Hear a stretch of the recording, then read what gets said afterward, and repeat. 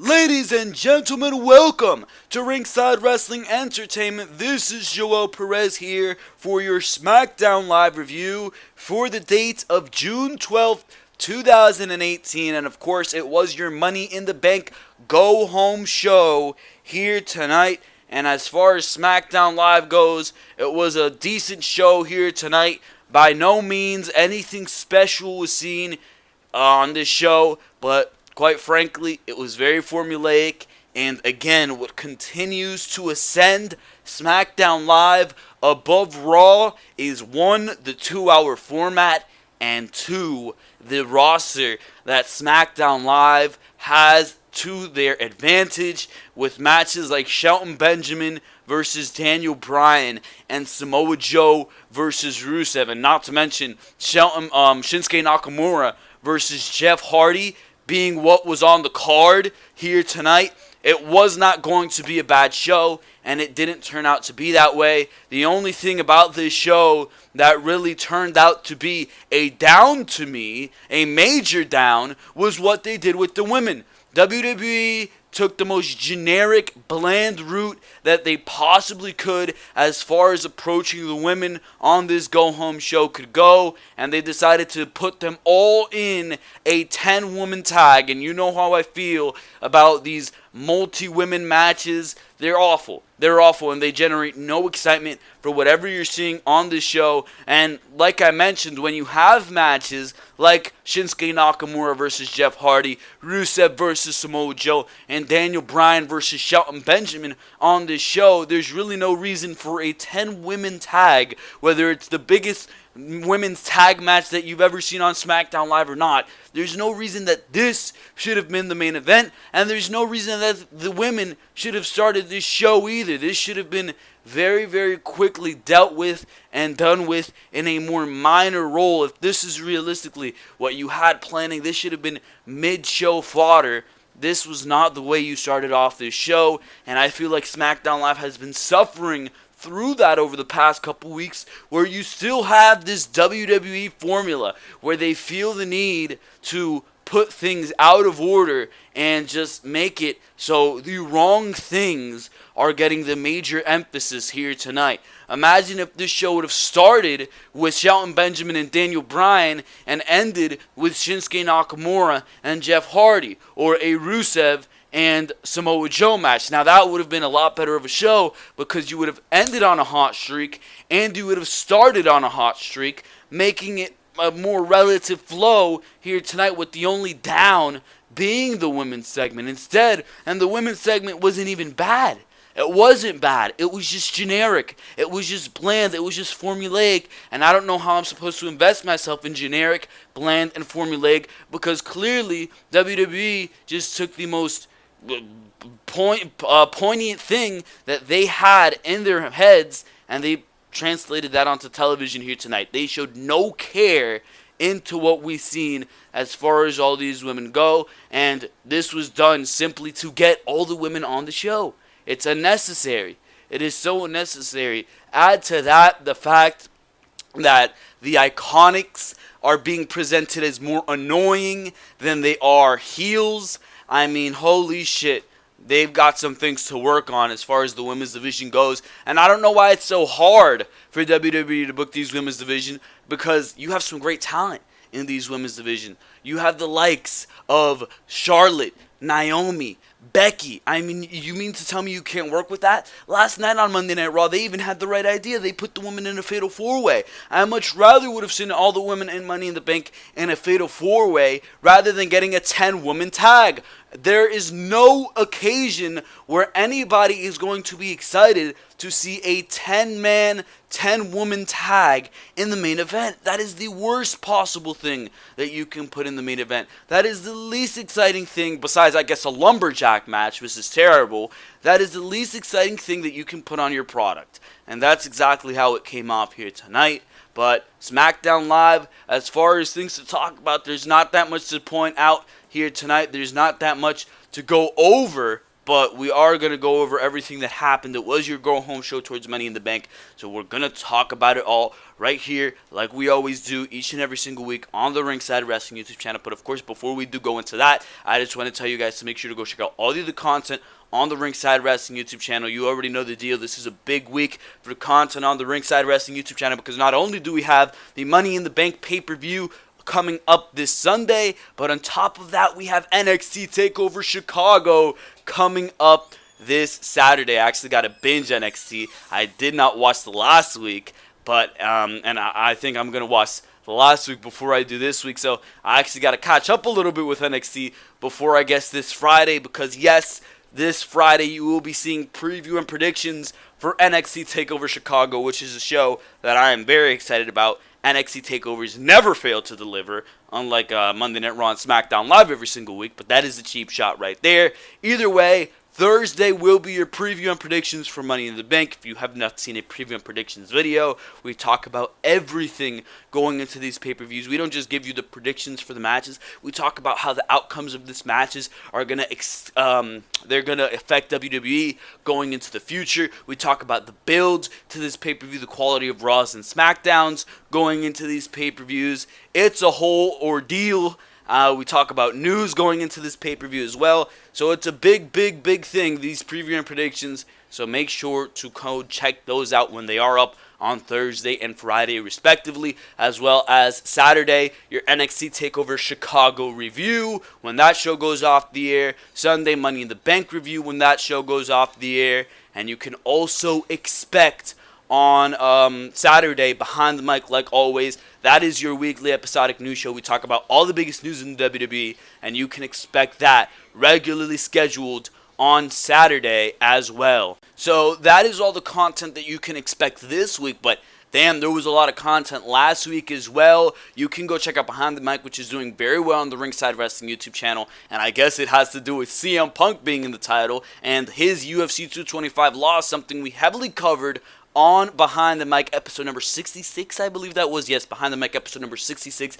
We went into that UFC 225 loss, and we talk about Corey Graves can't keep his mouth shut on social media about 20 minutes or however long it was after that fight. We also talk about WWE's persistence. The plan, according to sources, still is to have Roman Reigns go into SummerSlam for the Universal Championship. What is the deal with that? Well, we talk about it on Behind the Mic. Go check it out, as well as a bunch of other big news stories on there, so you can make sure to go check that out, as well as to go check out 2 videos that we uploaded this past week, and I believe the week before too as well, on Saturday or Sunday, whenever that was. We uploaded 2 different type of videos where I'm talking how I would book Raw going into SummerSlam and how I would book SmackDown Live going into SummerSlam as well. So you can probably find that in the description down below. If that is within the last 5 videos, which I believe it should be, you can find that in the description down below, as well as if you go through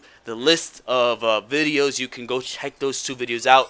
A little bit on the shorter side for the Ringside Wrestling YouTube channel, but I mean, that's not really too short because these videos do go pretty long each and every single week, but that is besides the point. Make sure to go check them out. How I would book Raw going into SummerSlam and how I would book SmackDown Live going into SummerSlam. Of course, if you enjoy all that content, weekly Raw and SmackDown reviews, pay-per-view preview and predictions, NXT TakeOver reviews, Behind the Mic each and every single week, the way you can support is to subscribe to the Ringside Wrestling YouTube channel. Make sure to smash that subscribe button, as well as to click on that notification bell to get those notifications straight to your mobile device. Like this video if you enjoy what you're hearing here. Dislike if you don't. Doesn't matter to me. I love to hear the feedback. And speaking of feedback, the comment section down below, make sure to go comment what you're thinking. Tell me everything you're thinking. We're going into Money in the Bank. Who the hell do you think is going to win the Money in the Bank briefcase? Leave it all in the comment section down below. Tell me, there's 2 Money in the Banks. Leave it all down there.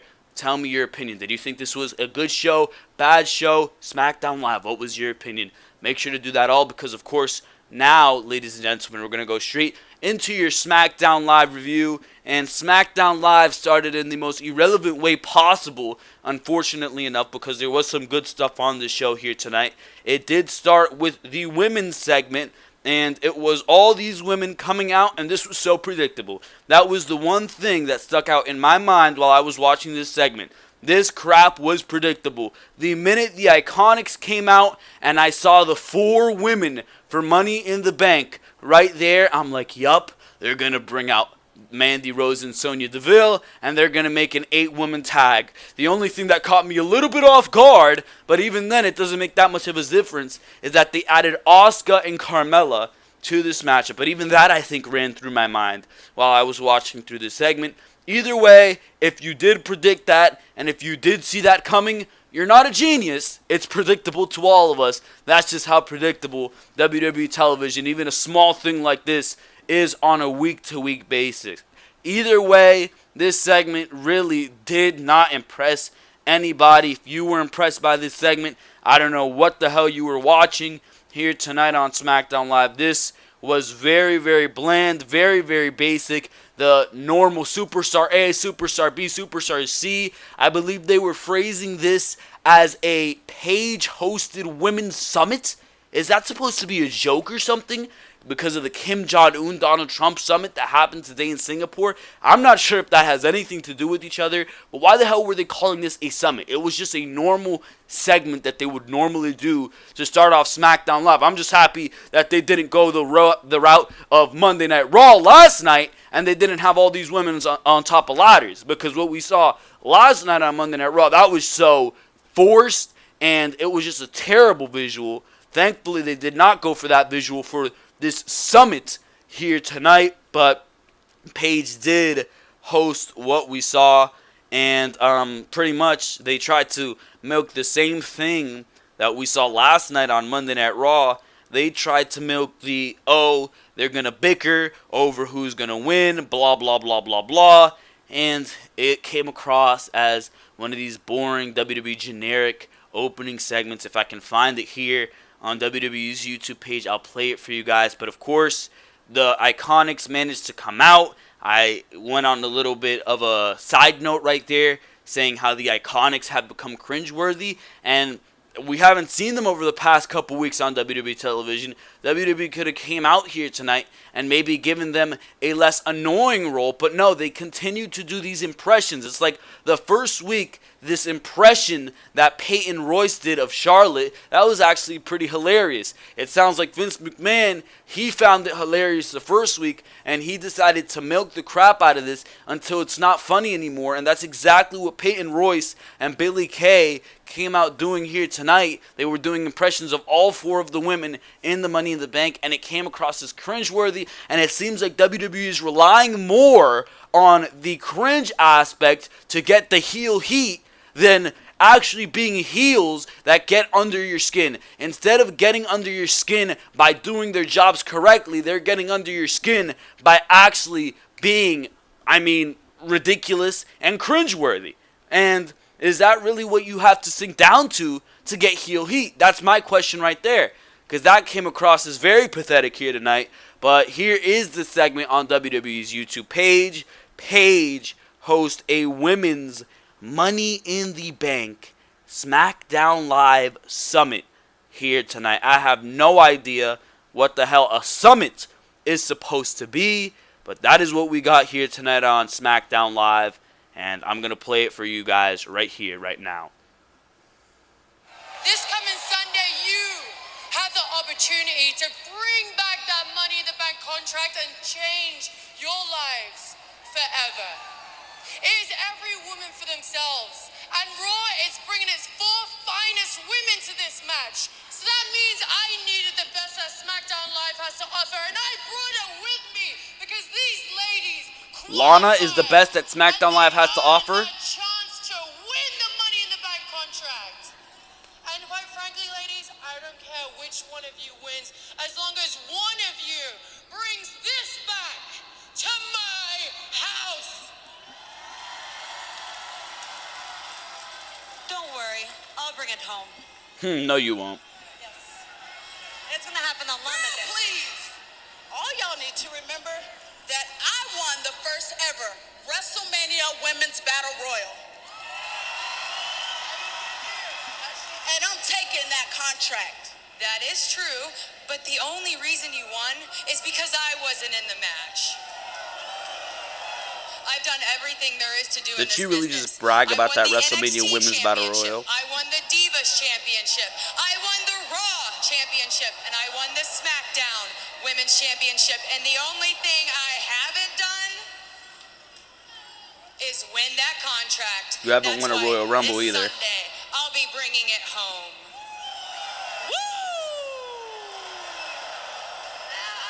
I appreciate everybody's confidence and enthusiasm, but if anybody's bringing that contract back to SmackDown Live, it's your girl, Becky Lynch. That'd actually be pretty good. Since we're giving a rundown of resumes, let I remind you that I was the first woman ever drafted to SmackDown Live. I was the first ever SmackDown Live Women's Champion. But man, oh man, am I sick of saying that I was. No, it's time to start saying I am. As in, I like that. am going to grab that briefcase. I am going to cash it in on either Carmella or Asuka. And I am going to be the SmackDown Women's Champion. I like again. that. Good luck with that. Yeah, I don't need luck. I'm good. And luck has nothing to do with it, Charlotte. You see, I'm willing to risk it all. I'm willing to go through anything and anyone. Even if that means my best friend. Just like I did when I beat you last week. Oh How's shit. your arm, by the way? Peyton, are you thinking... And this is where it gets shitty, unfortunately. Yeah, it would take a miracle to bring that briefcase back to SmackDown with them in the match. Whew. Okay, but now what am I thinking? Oh, is it time? It's time! Okay. Just as we practiced, okay? Okay. What's the crack, lad? Anybody got some quinoa This for is me? awful. I'm an Irish! Oh, look at me. I'm Charlotte and I'm a queen. I like to dress up in my daddy's Who robes scripted and I this? like to drink tea. But I'm really a baby from North Carolina. And I cry when I lose. But instead of saying, wah, I say, woo! You done yapping and running your mouth? Oh, Naomi, we didn't forget about you. Okay, so I'll be Naomi, you be Lana. Count me in. Okay, here we go. We're the 5, 6, 7, and 8. I'm a man, yeah. I'm a man,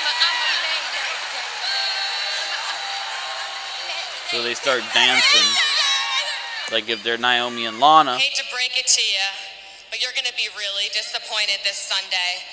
Because the talent outside this ring is far superior than the talent inside that ring. Are you thinking what I'm thinking? Yeah. Count us in. A 5, a 6, a 7, and an 8. So after that countdown right there, it started a brawl, and in the most unnatural way possible, the brawl never concludes here, and they just pan to commentary. You've got to be kidding me. That was so cheesy and corny right there.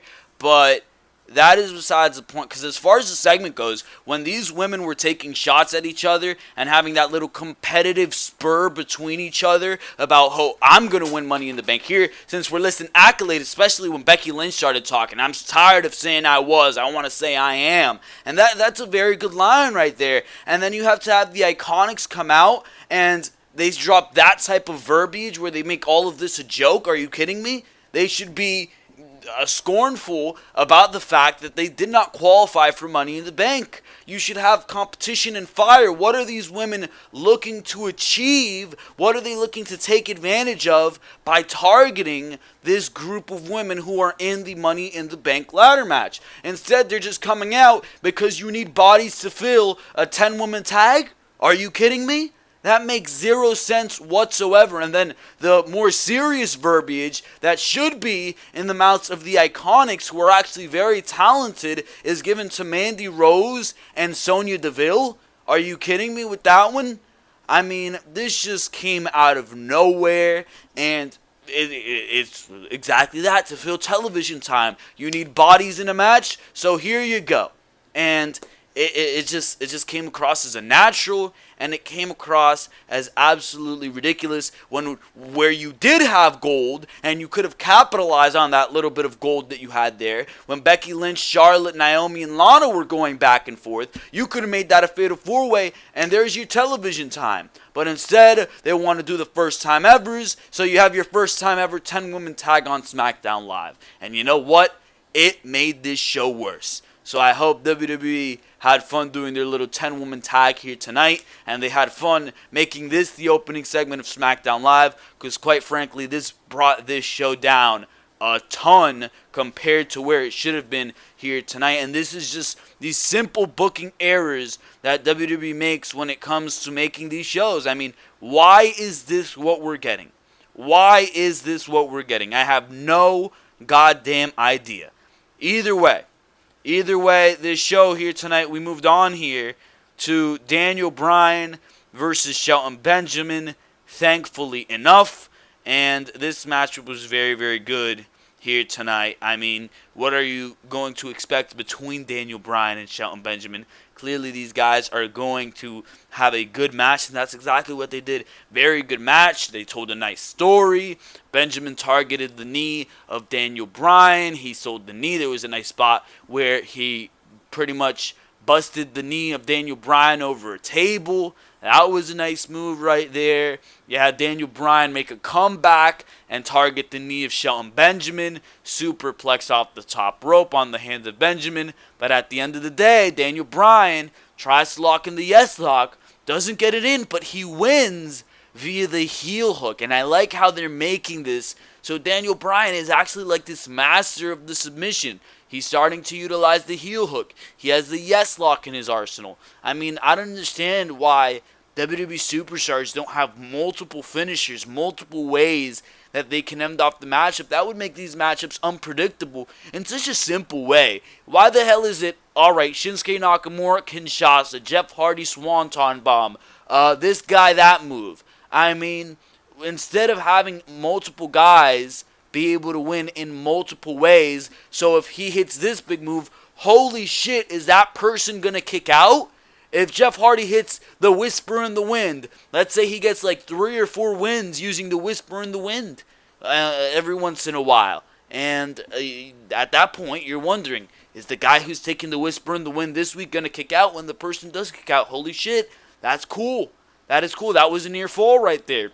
But instead, every time Jeff Hardy hits the Whisper in the Wind, it's like a transitional move. It makes no goddamn sense to me. Shinsuke Nakamura, let's say he hits a big roundhouse kick, but the person kicks out every single week. Nobody cares. Nakamura hits the roundhouse kick the 5th week. Who the hell cares? It's just another spot in the matchup. Let's say Nakamura 2 or 3 times over the span of 6 weeks. Let's say he has 6 matches in the span of 8 weeks, because he's not going to compete every week, let's say. And he wins 3 of those matches with the roundhouse kick. Let's say that the 5th week, he hits the roundhouse kick. You're going to be wondering, holy shit, is the person who he just hit with the kick going to kick out? So with Daniel Bryan, they're doing this. But why only Daniel Bryan? Why stop there? Why stop there? Either way, I like it. The heel hook is being built up as another viable move, where if Daniel Bryan locks in the heel hook, you're like, holy shit, is that person going to tap out? Daniel Bryan locks in the yes lock. Holy shit, is that person going to tap out? Daniel Bryan hits the big knee. Holy shit, is that person going to kick out? That's 3 moves right there. Makes it a little bit more unpredictable when Daniel Bryan is in the ring. Makes the matches just that much better. So I don't understand why that's not utilized, but that's definitely something that I liked in this matchup. Daniel Bryan beats Shelton Benjamin with the heel hook. It was never expected for Shelton Benjamin to be winning this matchup, but this is a nice little momentum boost for Daniel Bryan here tonight on SmackDown Live. Good matchup, and quite frankly, this is the matchup that I would have started the show with instead of putting on that irrelevant women's segment. But that is besides the point. And it would have made more sense if the matchup, that's another thing that I'm just thinking about right now. It would have made a lot more sense if the women's matchup and the women's segment was back-to-back. Because if you think about it, the women finished off brawling. So instead of awkwardly panning to commentary and ignoring the fight that's even happening. They could have just had these women fight, go to commercial break, come back, 10 women tag has been announced. No, but instead they decide to do the bootleg shit, is what I'm going to say there. Either way, The Miz was in a referee suit here tonight, and Paige was backstage walking when she saw Asuka. Asuka wants a SmackDown Women's Champion Carmella tonight. Paige says she can't do that, but she will change the 8-woman tag to a 10-woman tag. Wow, that makes it so much better.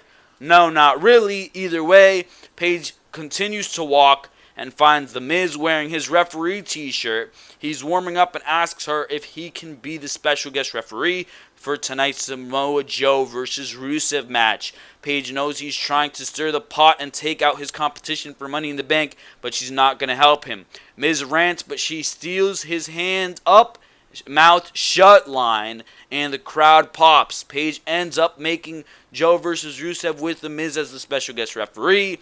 Miz promises to put in a good word for her Fighting with Family movie with the studio as he walks off. So that is that right there. Miz was the special guest referee, clearly meaning that matchup was going to have some type of BS finish attached to it, and that is exactly what happened. But this was an actually very entertaining segment because we were in Memphis, Tennessee here tonight, and I mean, it was a decent crowd, there's no doubt about that. But of course, that means that it is the hometown of Jerry the King Lawler. And of course, that means Jerry the King Lawler had to make a little special appearance tonight on the show. And he did exactly that when he interviewed the WWE Champion, AJ Styles. And this was actually a very, very good interview from AJ Styles. AJ Styles, he's very underrated on the microphone. I love the way that AJ Styles is, the way he delivers on the microphone. AJ Styles is a very good promo. He is a very good promo because it's believable. Everything he's saying, you know that AJ Styles means it. And he might not be the best when it comes to promos. He might not be able to compete with the Paul Heyman on the microphone, but AJ Styles cuts a very good promo. AJ Styles cuts a very good promo because you believe what he's saying. You can tell that the character that is AJ Styles believes what he is saying and that he's the fighting champion. It all comes across as great. And don't even get me started with the great work that AJ Styles does when he's a heel. But that is besides the point because he was interviewed by Jerry the King Lawler here tonight, and he vowed to be the last man standing at the Money in the Bank pay-per-view. Here it is. When you slapped the taste out of Nakamura's mouth, it was great. You slapped him like I slapped Andy Kaufman. I love that reference. I just want to know one thing. What went on during that contract signing to make you slap that man that way? He got under my skin. I lost my cool again. So for that, I probably should apologize, right? Wait. You mean you're going to say you're sorry? Yeah, I'm sorry. I'm sorry I didn't knock his head off with my fist. This ain't no playground. This is Smackdown Live, the house that AJ Styles built. This is what men do. This is what we do, Jerry. And we have some unwritten rules. And if Shinsuke can't follow those rules, well, he's going to have to be disciplined. And trust me, King, it's been a long time coming. If he wants to act like a child, well, I'll continue to act like a man. The last man standing. At Money in the Bank, I'm walking out the same way I walked in, as WWE Champion. So that was the promo. Simple enough right there. But quite frankly, nothing too special, nothing too amazing from AJ Styles.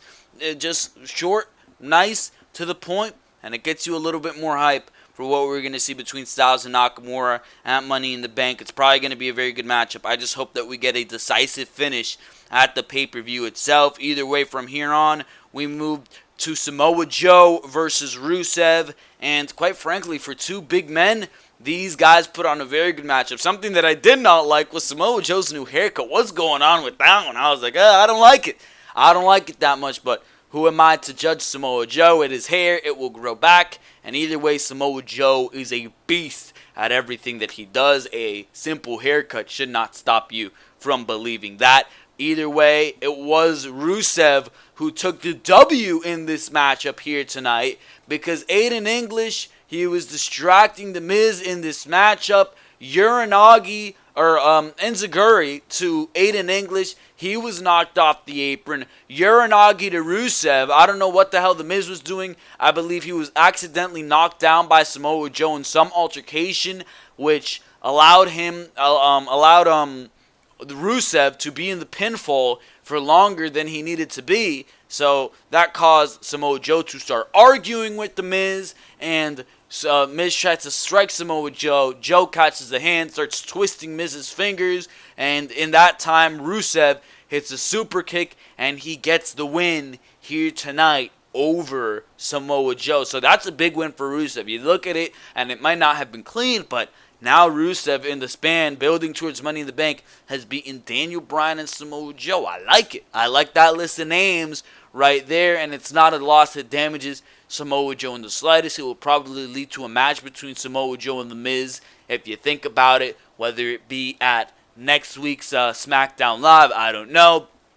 But it looks like that is the path we're going down. I don't think any of these guys, besides The Miz, are going to be winning Money in the Bank. Samoa Joe, no. Rusev, I like that he got the win here tonight, but no. The Miz, that is where I have my money, and he did end up here tonight hitting Rusev with a skull-crushing finale after the matchup. What Samoa Joe and Rusev were doing as this matchup was going on before things broke down into controversy was actually pretty good, and I'll give them credit for that, but that is all I have to say about that. We move on here, pretty good matchup right there, and an interesting dynamic between two big men here tonight on SmackDown Live. We moved on here to Jeff Hardy versus Shinsuke Nakamura. And this was a very interesting matchup. There's no doubt about it. Nothing too amazing here. I think this is a matchup that really needs to be fleshed out with no commercial breaks in between, with no stupid video packages. What's up with those video packages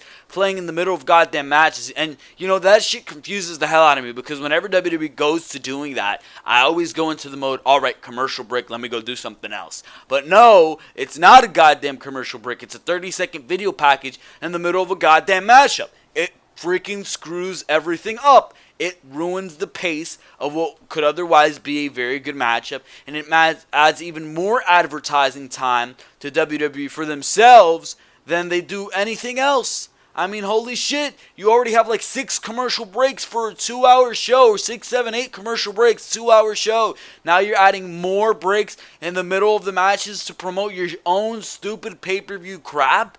You gotta be kidding me with that one, bro. Either way, Jeff Hardy and Shinsuke Nakamura, nothing too amazing, like I said, but another decent matchup. And at the end of the day, it ended up being Nutcracker Nakamura getting a DQ loss here tonight, 1 week before the WWE Championship matchup against AJ Styles, last man standing at Money in the Bank.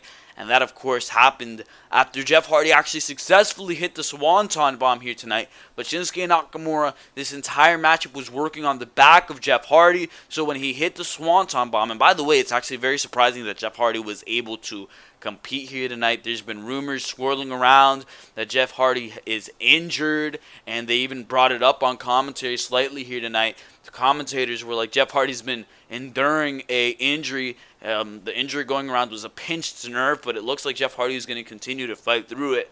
I don't know what the situation is with that. I would personally put Jeff Hardy on the shelf for at least 2 or 3 weeks to allow him to recover, but then again, it looks like they already did that, so I don't know what the situation is there. There is no United States Championship matchup at Money in the Bank, and he is the United States Champion, but they did want to protect our United States Champion here tonight, so he did not take the pinfall loss, and of course they want to protect the number 1 contender for the WWE Championship 1 week before that very WWE Championship matchup. So the matchup ended in an indecisive finish. It was a low blow to Jeff Hardy. Swanton Bomb was hit. Jeff Hardy could not capitalize. When he did go for the cover, Nakamura was able to get his foot on the rope. And before you knew it, it was a low blow to Jeff Hardy. and it was done for as far as this matchup goes. Did it right in front of the referee, did not even hesitate. But after the matchup, Nakamura Kinshasa to the back of Jeff Hardy's head,